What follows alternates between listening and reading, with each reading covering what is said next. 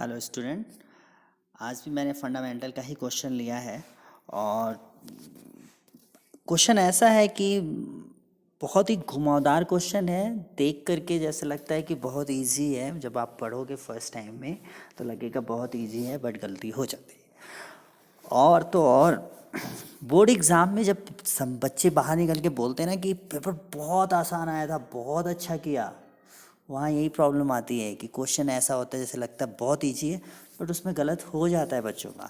चलिए पहले क्वेश्चन को ध्यान से समझते हैं। क्वेश्चन नंबर 1 है, Anshul and Asha are partner sharing profit.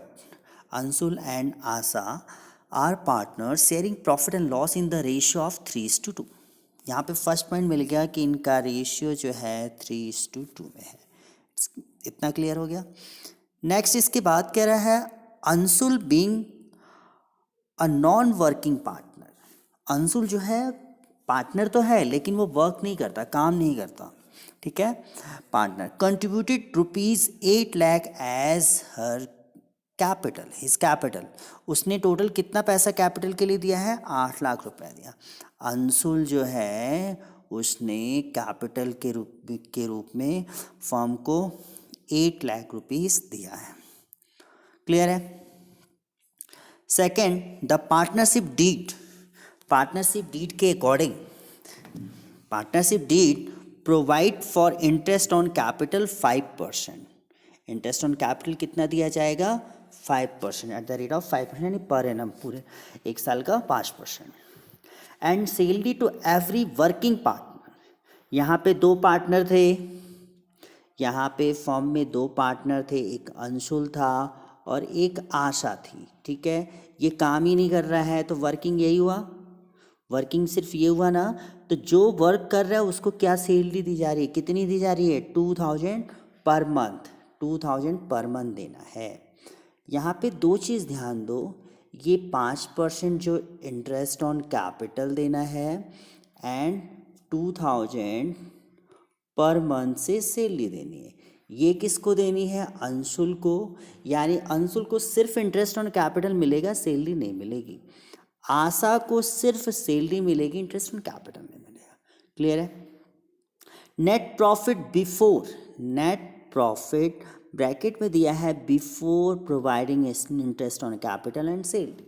तो हमें तो बिफोर ही चाहिए क्योंकि ये दोनों एप्रोप्रिएशन का पार्ट है, तो एप्रोप्रिएशन के पहले का ही चाहिए, यानी हमें कोई एडजस्टमेंट नहीं करनी है। प्रॉफिट कितना है? 32,000 है। प्रॉफिट कितना है? 32,000। अब यहाँ पे ध्यान से इसका सोल्यूशन समझिए। सोल्यूशन में कैसे ये हमें डिफरेंस हो जाएगा। सबसे पहले हम प्रॉफिट ले आते, क्लियर है। उसके बाद हमने इंटरेस्ट ऑन कैपिटल निकाला, कितना आया? 40,000 आया। उसके बाद हमने आशा के लिए सैलरी निकाली, कितना है? 24,000 आया।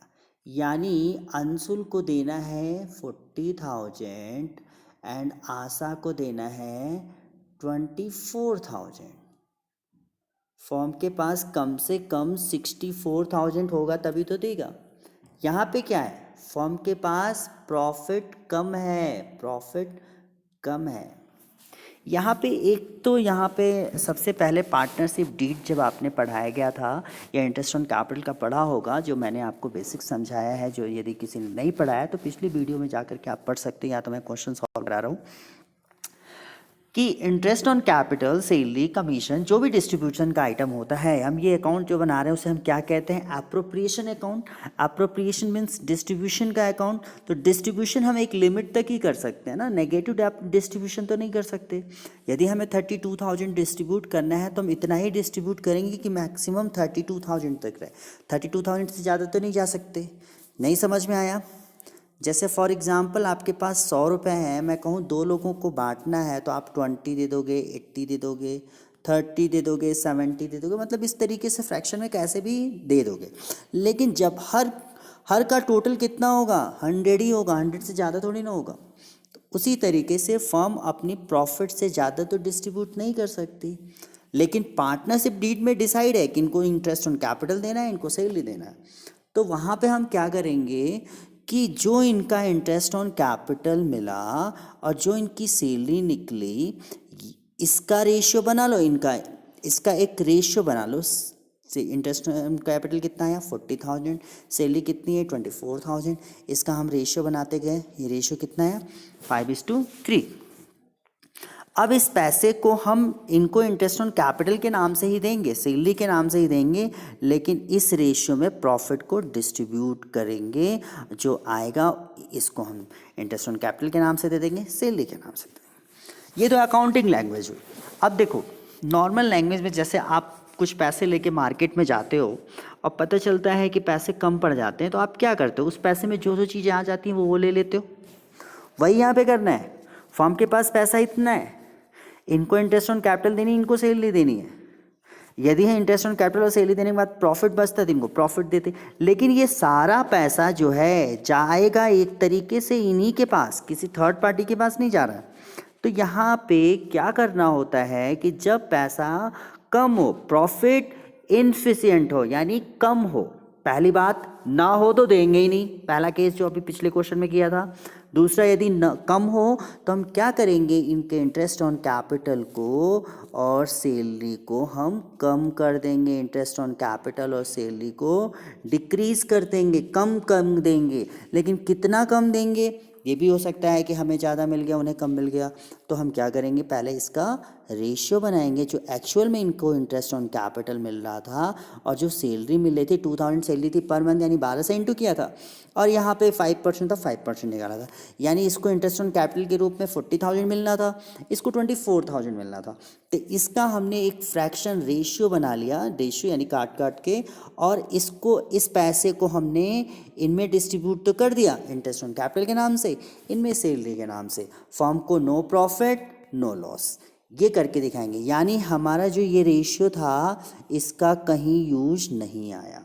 आई थिंक आपको समझ में आया होगा। बहुत ही इंपॉर्टेंट क्वेश्चन है, बोर्ड में आपको एक क्वेश्चन आना ही आना है इससे रिलेटेड, या किसी बड़े क्वेश्चन में ऐड करके दे दे या सिंगल क्वेश्चन करके दे दे, लेकिन ये टॉपिक से क्वेश्चन आना ही आना है।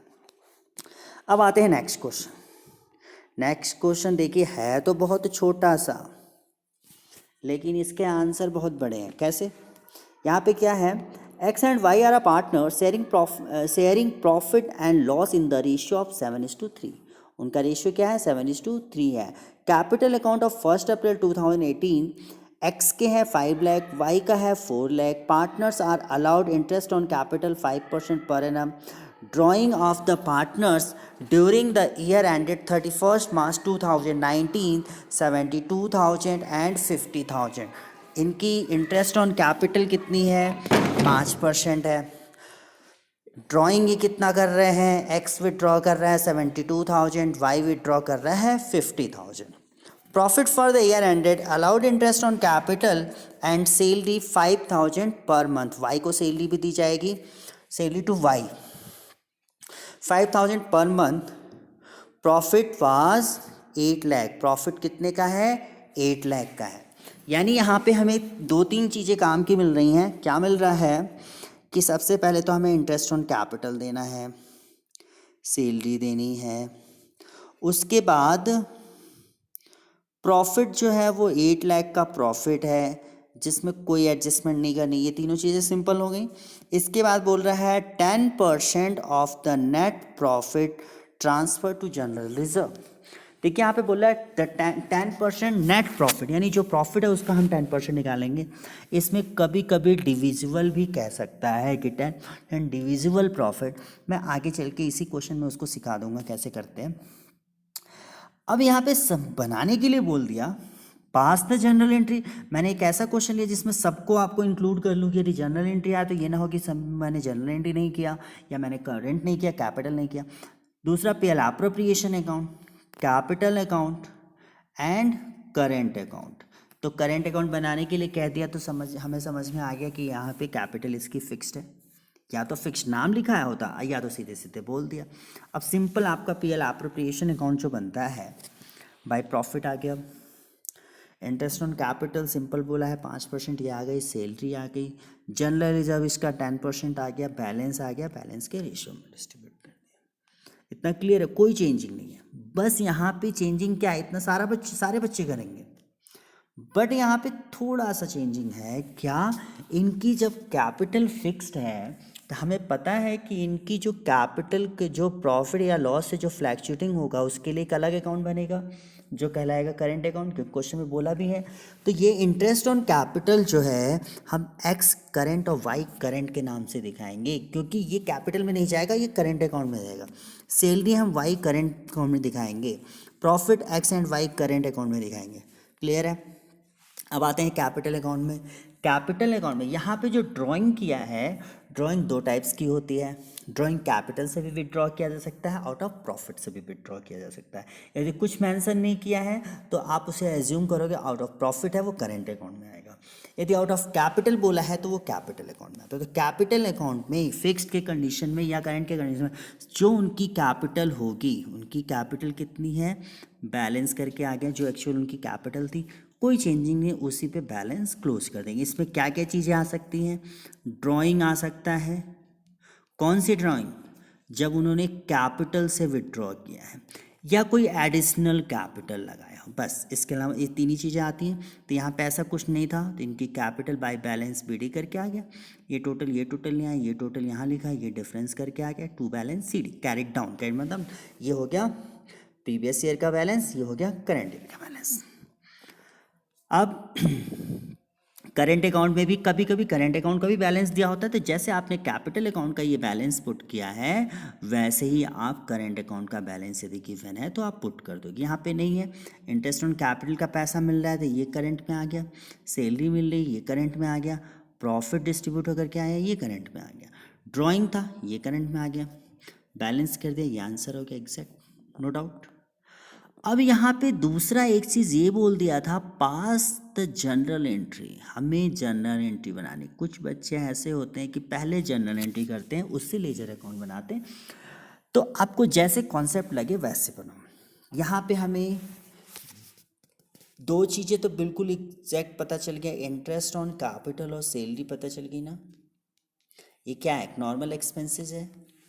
आप जनरल एंट्री का जो कॉलम बनाओगे वो तो पता ही है, date particulars LF debit credit, ठीक है। सबसे पहले प्रॉफिट को हम पीएल में ट्रांसफ़र करके ले आएंगे ना, पीएल एप्रोप्रिएशन में एक उसकी एंट्री, क्या profit and loss account debit to PL appropriation. देखो यहाँ पे पीएल एप्रोप्रिएशन में क्रेडिट है ना, किस नाम से है, प्रॉफिट एंड लॉस से, तो ये प्रॉफिट एंड लॉस डेबिट हो जाएगा, पीएल एप्रोप्रिएशन क्रेडिट होगा। उसी तरीके से सारी एंट्री आपको बनानी है। देखो क्या profit and loss account debit to PL appropriation. अब इंटरेस्ट ऑन कैपिटल एक एक्सपेंसेस है, फर्म की तरफ से बनाया जा रहा है, एक्सपेंसेस है। यदि हम सैलरी पे करते हो तो क्या एंट्री करते हैं, salary account debit to cash, कोई भी expense, rent account debit to cash करते हो ना, तो वही करना है, interest on capital account debit to, हमने उसको पे नहीं किया, उसके अकाउंट में डाला है, इसलिए टू एक्स टू वाई, और यहाँ पे फिक्स्ड है, कैपिटल में नहीं डाला इसलिए करंट, याद रहे। क्लियर। सैलरी पे किया, सैलरी अकाउंट डेबिट टू किसको पे किया, वाई को। और हर अब ये तो दो उसकी एंट्री हो गई। प्रॉफिट एंड लॉस में यहाँ पीएल एप्रोप्रिएशन में एक इसकी, एक इसकी, एक इसकी, एक इसकी, ये चार एंट्री तो आपको बनानी आएगी ना। एक ऊपर हमने बता ही दिया, ऊपर ये हो ही गया। इसके बाद आप आए दूसरी तीसरी, इसमें हमने तीनों को एक साथ ही डाल दिया, जनरल जो भी डाल दिया, जो भी प्रॉफिट का ट्रांसफ़र था वो डाल दिया, इसमें इंटरेस्ट ऑन कैपिटल और सैलरी डाल दी, ये हो गई आपकी जनरल एंट्री। तो इस टाइप के क्वेश्चन को लेकर के कंफ्यूज होने की ज़रूरत नहीं है। जो क्वेश्चन ज़्यादा लेंदी, जैसे यही क्वेश्चन लग रहा था कि कितना बड़ा है, लेकिन ये बड़ा नहीं है, कुछ भी नहीं है। तो वही चीज़, क्वेश्चन जो छोटा होता है वो थोड़ा घुमावदार होता है, उस पर ध्यान से समझना चाहिए। आई थिंक आपको समझ में आया हो गया। Subscribe my channel and stay connected. Thank you for watching.